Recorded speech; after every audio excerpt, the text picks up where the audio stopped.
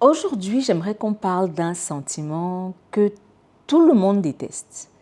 On déteste le ressentir, on déteste savoir que quelqu'un le ressent envers nous. C'est un sentiment qualifié de négatif et c'est l'envie. J'aimerais qu'on parle de l'envie aujourd'hui. Comment il se manifeste, quels sont les sentiments derrière lesquels il se cache et pourquoi est-ce que l'envie n'est pas quelque chose de mauvais comme on le pense. Qu'est-ce qui me fait parler d'envie aujourd'hui? Qu'est-ce qui m'inspire? C'est un mariage, tout simplement. Un mariage, et un très beau mariage en plus. Il y a quelques jours, je suis tombée sur Instagram sur un mariage grandiose qui a duré 2 ou 3 jours. Et la personne qui se mariait, c'était une jeune dame que je n'avais pas vue depuis quinzaine d'années. On n'a jamais été vraiment proches, mais on fréquentait les mêmes milieux. Anyway, l'histoire que je vais vous raconter aujourd'hui, c'est l'histoire de cette jeune dame et moi, parce que c'est ce qui va illustrer notre discussion autour de l'envie. Donc, la jeune dame, j'étais à l'université et je la détestais. C'est-à-dire, je la détestais, mais d'un seul cœur. On n'était pas amis, on ne fréquentait pas les mêmes milieux, on n'avait pas les mêmes amis. Elle était nettement plus jeune que moi, parce qu'elle était elle était quelques années en arrière. Mais je ne la supportais pas. C'est-à-dire que quand je la voyais, j'avais le poil qui se hérissait, mais littéralement. Je ne la supportais pas. Et je me disais, non, mais c'est une frimeuse. Elle avait une bande d'amis. Une bande d'amis, ils se croient à la mode, ils se croient ils minimisent et méprisent les gens. Ils sont toujours ensemble, ils parlent à personne d'autre. Mais pour qu'ils se prennent, pour qu'elle se prend, je ne la supportais pas. Et les seules fois où je me demandais à l'époque, parce que je n'étais pas aussi éveillée que ça, comme aujourd'hui, sur la connaissance de soi, la recherche de la compréhension de ce qu'on ressent ou la compréhension de soi-même. Donc, les rares fois où je me demandais, mais pourquoi est-ce qu'elle m'énerve autant? La seule réponse que j'avais, c'est on ne vibe pas. Ça ne colle juste pas. Elle m'insupporte. That's all. Et donc, quand je regardais son mariage, je l'ai trouvée très belle. Elle était vraiment très belle. Très beau visage, très bien mise, très beaux vêtements, corps svelte. Elle était rayonnante. C'est le mot, elle était rayonnante. Et vous savez, il y a des gens, quand vous les voyez, ils dégagent quelque chose. Ils dégagent un style de vie.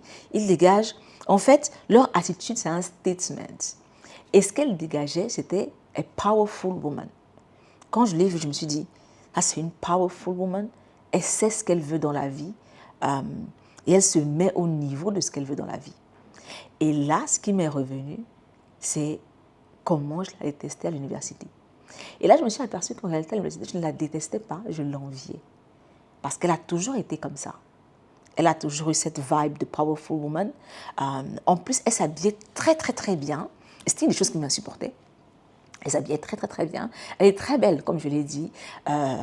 Et sa bande d'amis, aujourd'hui, quand j'y pense, c'était pas des gens détestables.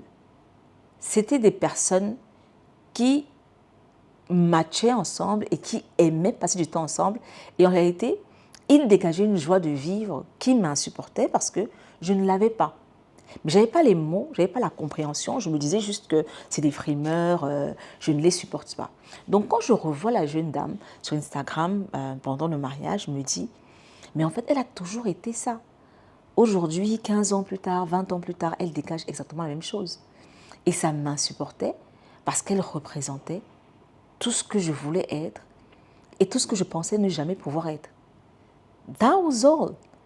Et je me souviens, j'ai parlé de ce mariage à une amie de très longue date. Et je disais, ouais, j'ai vu le mariage de la jeune dame et tout. Et elle était très belle. Elle me dit, oh, celle-là.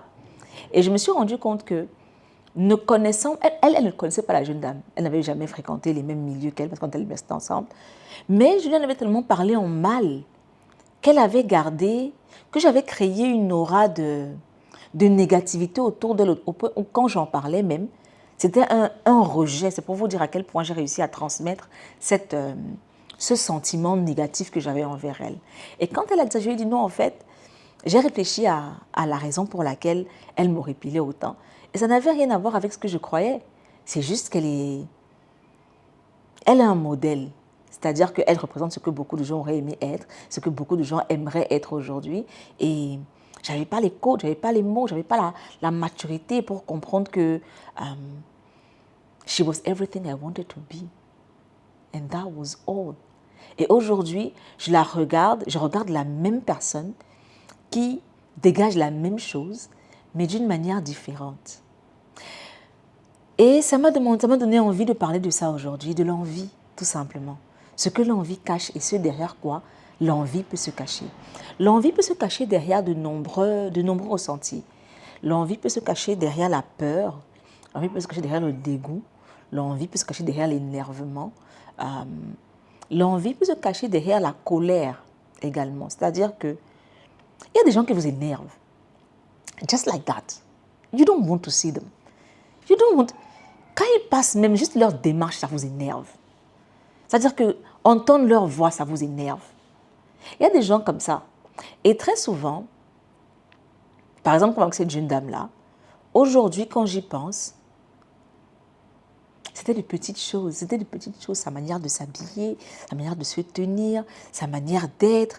Elle n'avait même pas besoin de parler pour m'énerver, juste parce que sa présence parlait assez pour elle. It was powerful and I didn't like it because I didn't have that power.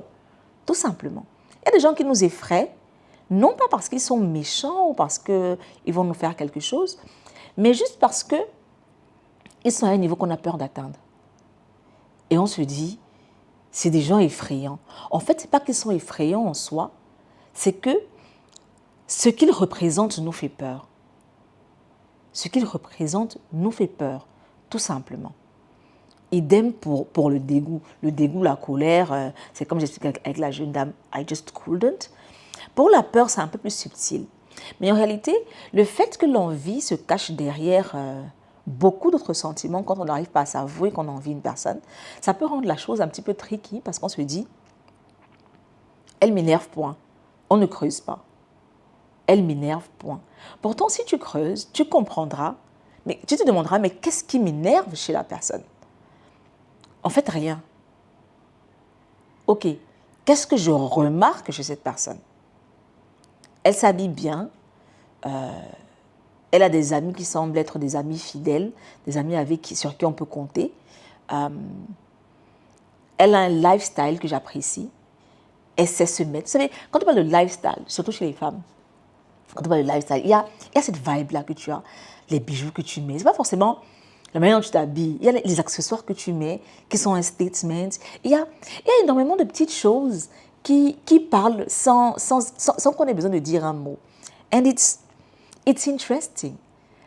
La manière dont ça peut hérisser le poil quand on ne réfléchit pas à envie.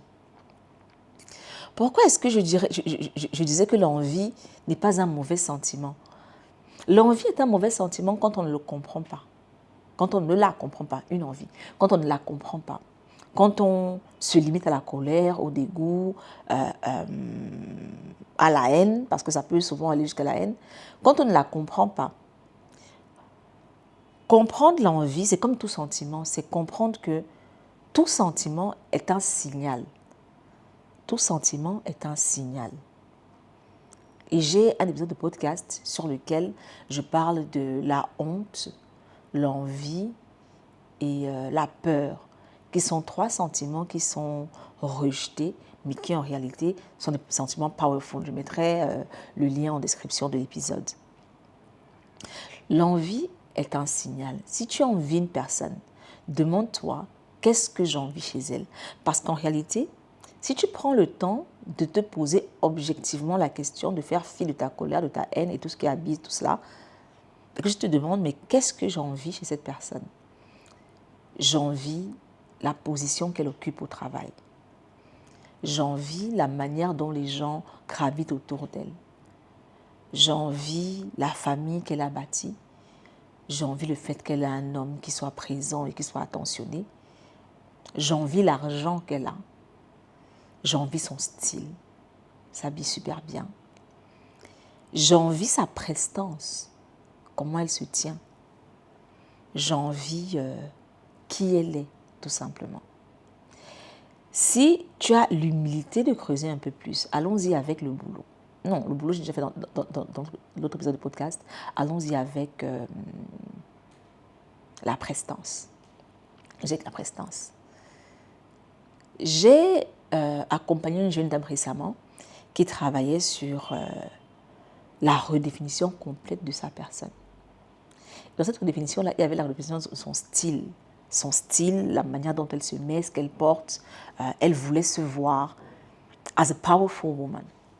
Et quand je lui ai demandé quel est ton modèle quand tu parles de powerful woman, quelle est la personne que tu vois quand tu parles de powerful woman, elle a dit, vous savez la série Suits, il y a Jessica qui s'habille hyper bien et qui a cette prestance, cette autorité naturelle. Juste dans sa démarche, il y a de l'autorité. Elle appelle au respect.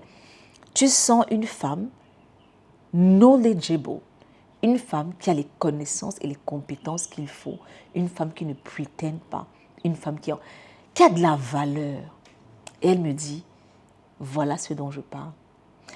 Pourquoi est-ce que je prends cet exemple? Parce qu'elle a regardé Jessica et elle s'est dit, elle a itemized, elle a listé, this is the kind of things that I want people to feel when they see me. C'est exactement ce que j'invite à faire quand la prestance de quelqu'un vous horripile. Bon, après, ça peut aussi horripiler parce que c'est quelque chose de négatif, hein, ça dégage quelque chose de négatif, mais là, on parle d'envie, donc restons dans le contexte. Et donc, la prestance de la personne, vous notez que c'est ce que vous remarquez. Ok, qu'est-ce que cette prestance me dit? Comme avec Jessica, on va dire autorité, on va dire classe, on va dire compétence, on va dire quoi? Appel au respect. Ok, d'accord, pourquoi est-ce que je remarque ça? Est-ce que c'est quelque chose que j'aimerais pour moi? Si la réponse est oui, let's work on that. Et vous voyez comment juste le fait d'envier la prestance de quelqu'un, parce que la prestance, ce n'est pas juste la prestance, c'est tout ce à quoi ça renvoie. Envier la prestance de quelqu'un vous fait comprendre ce dont vous pensez manquer et ce qu'il faut travailler. Exactement comme la jeune dame dont je parlais tout à l'heure a fait. J'ai envie la prestance de Jessica.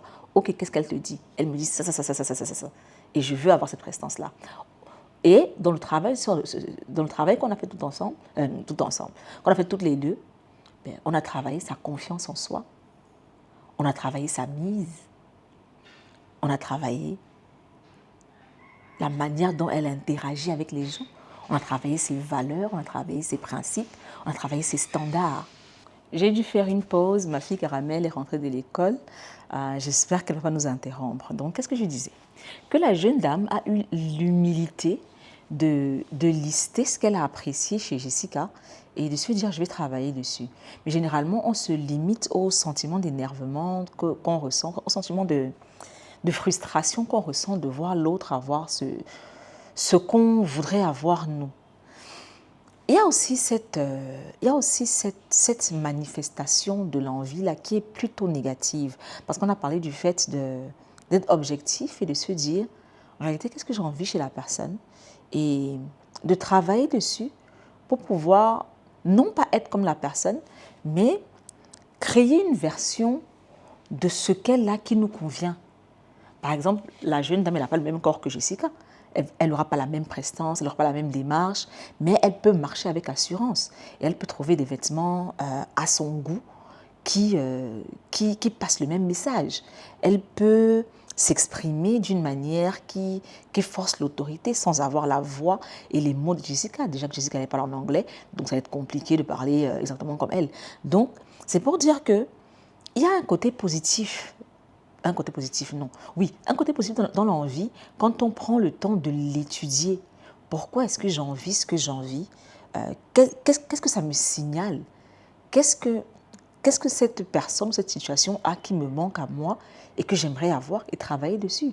Et aujourd'hui, je peux dire que cette jeune dame qui s'est mariée, que je regardais à l'époque avec beaucoup de haine, je suis à l'aise avec qui elle est parce que je suis à l'aise avec qui je suis.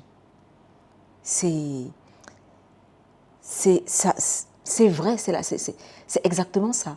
C'est-à-dire que je la regarde, j'apprécie, j'aime, je me dis, oh c'est beau, oh j'aime comment, j'aime la vibe qu'elle dégage. Je ne me sens pas menacée, je ne me sens pas attaquée, je ne me sens pas critiquée négativement par sa situation. Parce que on pense souvent que les critiques négatives, ce ne sont que les mots que les gens peuvent nous avancer, mais souvent on se sent critiqué négativement juste par rapport à comment la personne en face est. On a l'impression qu'elle nous met en face de nos limites. Et ça, pris sous un autre angle, c'est une bonne chose. Quelles sont ces limites et comment est-ce que je les dépasse? Mais combien prennent le temps de le faire? Tout à l'heure, je disais que il peut y avoir une manifestation négative de la chose, et ça, c'est très fréquent, bien qu'on n'en parle pas beaucoup, c'est le fait d'envier quelqu'un au point de vouloir devenir la personne. Tout à l'heure, j'ai dit, l'idée n'est pas de copier exactement qui la personne est, comment elle fait les choses, ce qu'elle dégage, parce que c'est impossible. Tu ne peux pas. Tu ne peux qu'adapter une version qui te conviendrait. Tu ne peux pas recréer quelqu'un d'autre. Tu ne peux pas être quelqu'un d'autre. Comme quelqu'un d'autre ne peut pas être toi. Parce que c'est bien joli de dire aux gens, ouais, tu ne peux pas être l'autre. Mais le message, quand tu dis ça comme ça peut paraître frustrant, ça peut être frustrant. Quand tu dis, tu ne peux pas être l'autre, ça veut dire que I'm not enough and I cannot be as good as that person. Pourtant, si tu prends la chose différemment et que tu dis, personne d'autre ne peut être toi, ça signifie que tu es unique et que tu feras les choses à ta manière et que tu dégageras ce que tu dégages, que tu seras la seule personne au monde à pouvoir dégager cela. So, oui, tu peux être quelqu'un d'autre, mais tiens compte du fait que personne ne peut être toi. And that one is so important to know. Et il faut l'intégrer, parce que c'est important. Donc, revenons sur le fait de vouloir être quelqu'un d'autre. Tu envies quelqu'un et tu envies son poste au boulot, tu envies sa vibe avec ses amis, tu envies la famille qu'elle construit, tu envies la vie qu'elle vit. Et je te dis, pour être aussi heureuse qu'elle, je dois avoir ce qu'elle a. Je dois être qui elle est. Et donc, tu te rapproches de ses amis et par des magouilles, tu les vinces du groupe. Tu te rapproches de son conjoint. Par des magouilles, il fait de toi sa maîtresse. Ou si tu as réussi, entre guillemets, ton coup, il fait de toi sa femme et il quitte l'autre. Tu envies son travail, tu l'as fait virer et tu occupes le poste. Truth is, you will not be happy. Pourquoi? Parce que tu as les amis qu'elle avait, mais ce n'est pas la même relation. Tu n'es toujours pas elle. Tu n'as que les amis qu'elle avait. Ce n'est pas la même dynamique, parce que la dynamique d'une relation ne vient pas seulement des personnes en face. Tu apportes ta dynamique. Mais comme toi, tu viens avec une dynamique de négativité et que tu viens avec ta personnalité, ta personne, qui tu es, qui n'est pas très positive dans ce cas, la dynamique sera différente. Peut-être que les amis, ça ne va pas durer longtemps. Peut-être qu'elles ne voudront pas te côtoyer. Peut-être que quand elles sauront qui tu es, elles vont te laisser tomber. Et tu te diras, oui, mais elles sont méchantes. Non, en fait, tu ne tiens pas compte du fait que tu es unique, tout comme l'autre personne est unique. C'est toi qui impulses la dynamique dans tes relations. Elles ne viennent pas de Mars. Elles ne naissent pas de tes envies des autres. Non, elles viennent de ce que tu apportes. Et tu ne peux pas apporter dans une amitié la même chose qu'une autre personne. Prenons un groupe d'amis, prenons un trio d'amis. Trois personnes qui sont amies, qui sont toujours ensemble. Vous verrez que dans les trois personnes, il y a dans le trio, il n'y a pas qu'une seule dynamique, c'est-à-dire la dynamique du trio. Non. Il y a la dynamique du trio, quand le trio est ensemble. Il y a la dynamique du trio de ces trois personnes. Ok, je mets mes doigts comme ça. Malheureusement, ceux qui vont regarder, qui vont écouter l'audio n'auront pas la vidéo, ne vont pas voir ce que je fais. Donc, il est préférable que je trouve un moyen, plutôt que de montrer mes doigts, d'expliquer clairement. Ok, donc, trio, trois personnes. Il y a la dynamique du trio, quand ils sont tous les trois. Il y a la dynamique quand ils sont deux, c'est-à-dire qu'on a ABC. Quand A est avec B, il y a une dynamique. Quand A est avec C, il y a une dynamique. Quand B est avec C, il y a une dynamique. Quand B est avec A, il y a une dynamique. Quand C est avec B, il y a une dynamique. Quand C est avec A, il y a une dynamique. Et même B et C n'ont pas forcément la même dynamique quand B lead ou quand C lead. C'est-à-dire que si B vient avec un problème vers C, la dynamique de l'explication et de la gestion du problème peut être différente de quand C vient vers B. Parce que ça dépend de la relation que chacun a avec l'autre, en fait. Et la dynamique que j'ai avec toi n'est pas forcément la même dynamique que tu as avec moi. Donc, ce n'est pas parce que c'est un trio que ce que tu vois, c'est ce qui est. Non, il y a énormément de facteurs qui entrent en jeu. Il y a énormément de sous-dynamiques qui créent la dynamique d'ensemble. Ce que tu ne sais pas, ce que tu ne vois pas, parce que tu te limites à « je veux ce qu'elle a ». That's a problem. Idem pour le travail. Ce n'est pas une question d'intitulé de poste, c'est une question de qu'est-ce que tes idiosyncrasies en tant que personne apportent au poste. Parce qu'on dira, OK, on veut spécialiste en marketing. Tu dois comprendre le marché. Tu dois ci, tu dois ça. Tu dois pouvoir gérer les prestataires. Tu dois ci, tu dois ça. Tout le monde qui aura ce poste-là doit être capable de faire ça. Mais la différence, l'additional element que tu apportes, c'est qui tu es. Je prends un exemple simple. Le dernier boulot que j'ai eu, du moins quand j'ai dit dernier boulot, le dernier boulot d'employé que j'ai eu, j'étais en charge de la communication. Quand je suis arrivée, il y avait des prestataires qui faisaient des traductions. Moi, à la base de formation, je suis traductrice. J'ai un master en traduction, j'ai une licence en langue littérature d'expression française et une autre licence en langue et littérature d'expression anglaise, c'est-à-dire que j'ai fait une double licence. And then, j'ai un master en traduction. Okay? Donc, quand j'arrive, il y a des traducteurs qui sont déjà embauchés, qui font le travail. Et un de mes premiers jobs on-site, c'est de relire une traduction.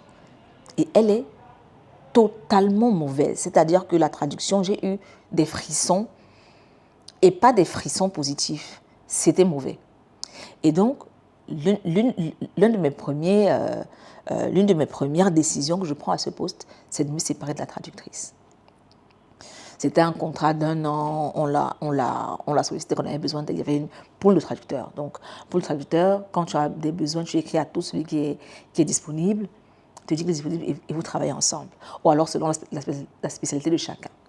Et donc, j'enlève la dame de la mailing list, je ne la contacte plus. Elle appelle le chargé des opérations pour lui dire, ça fait un bout que je n'ai pas eu de mail de demande de traduction, qu'est-ce qui se passe? Je m'entendais très bien avec je m'entends très bien avec le gars de la communication, but is there a problem? Et lui dit, on a changé, la personne qui était là, c'est quelqu'un d'autre. C'est pour dire que celui qui était à mon poste avant faisait un très bon boulot par rapport à qui il était, par rapport à ce qu'il apportait. Mais moi, j'apportais en plus mes connaissances en traduction. Lui, il était anglophone, moi, je suis francophone. Donc déjà, on ne part pas sur la même base, en termes de relecture et d'assessment du travail des prestataires en termes de traduction, parce que généralement, hein, je dis pas que c'est toujours comme ça, les francophones ont plus d'aptitude vers l'anglais que le contraire. Donc j'avais plus de carrure de ce côté-là que lui. Tu vois, c'est pour dire qu'il a fait un excellent travail, j'ai fait un excellent travail, mais on a peut-être occupé le même poste, mais on n'a pas apporté la même chose. Donc, est-ce que quelqu'un dira qu'il a été meilleur que moi ou que j'ai été meilleur que lui? Non. On a juste apporté des choses différentes. Donc, ce n'est pas une question d'intitulé de poste.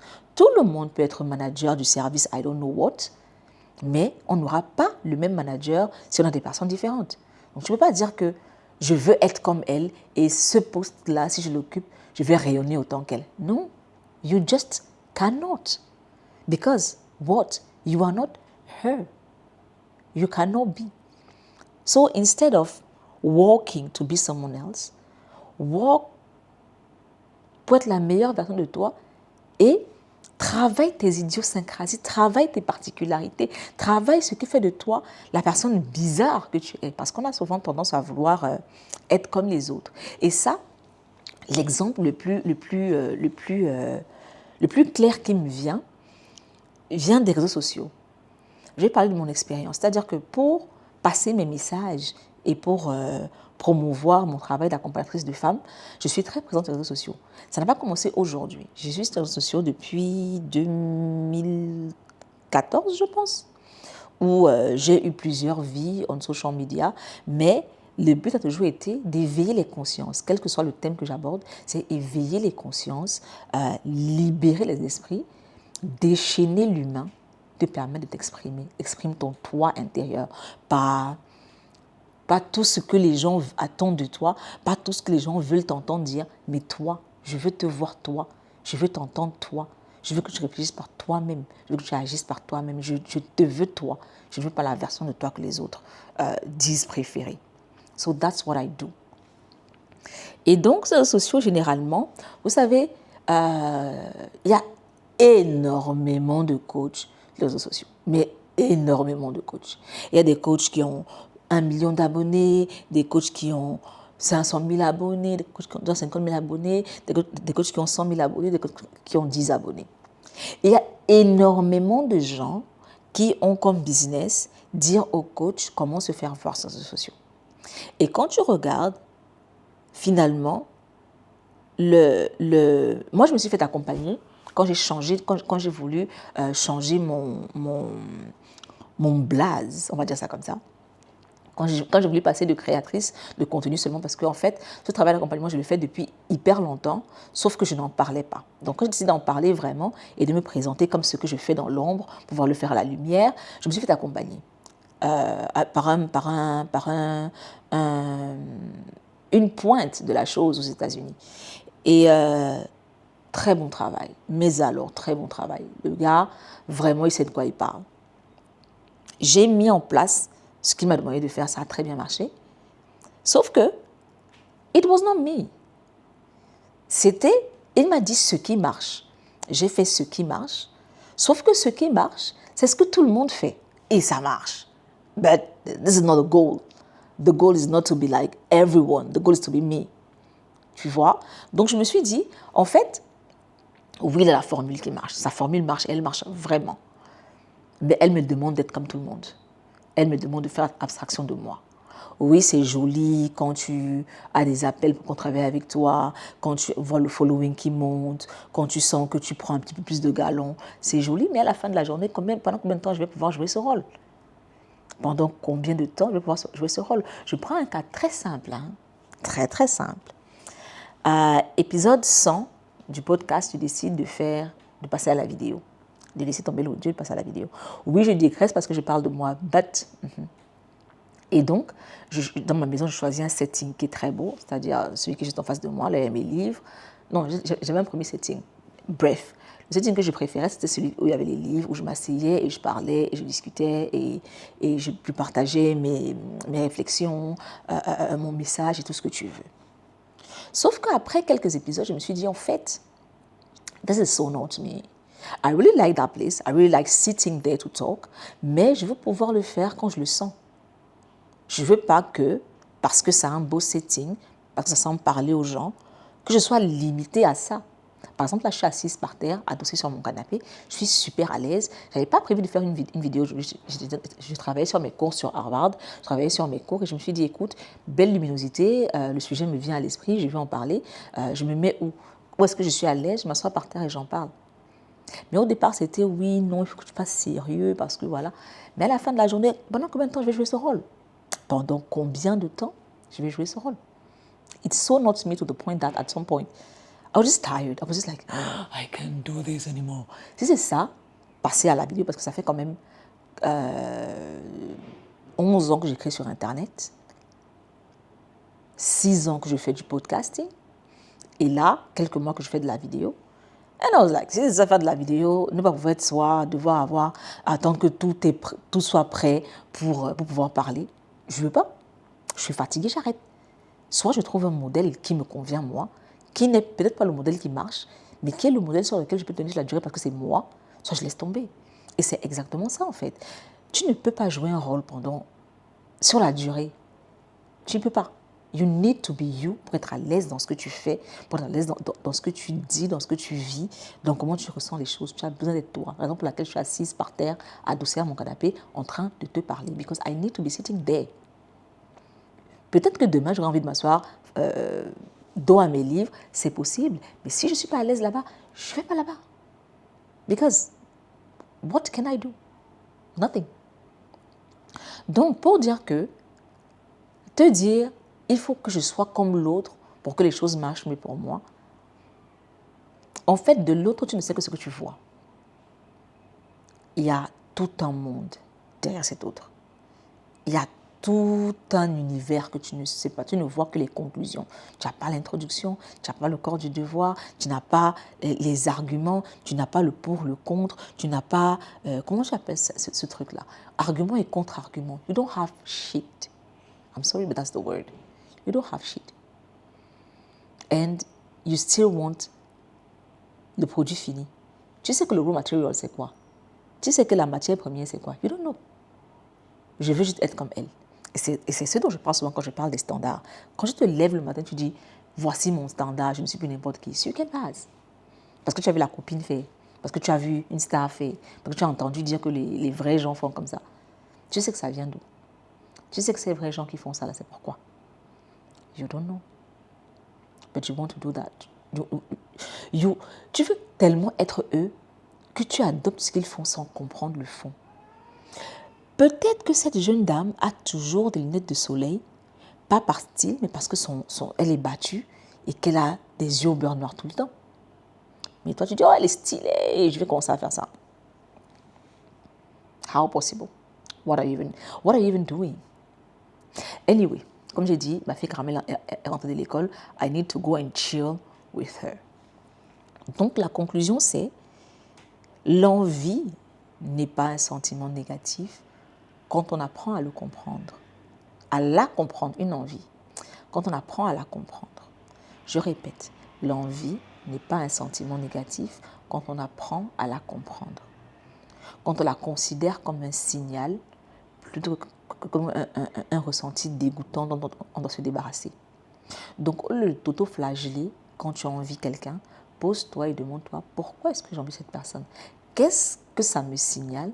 Quelle est la limite chez moi que je perçois par rapport à cette envie?